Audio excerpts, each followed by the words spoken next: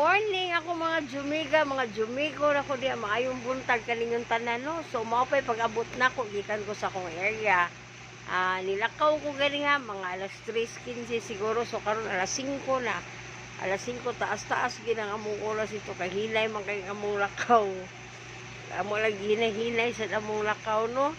So hinaot pa unta nga maayo inyong kabuntagon ug katong mga wa pa kapainit, pamainit na mo, katong dili pa mainit nga buditsog pamaw hala pamahaw na mo.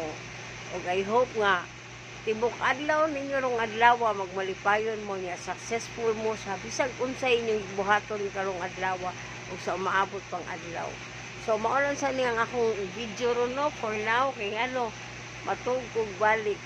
So bye-bye. Thank you kaayo ninyo. Good morning again. Hi guys. Hi mga Jumega. Welcome.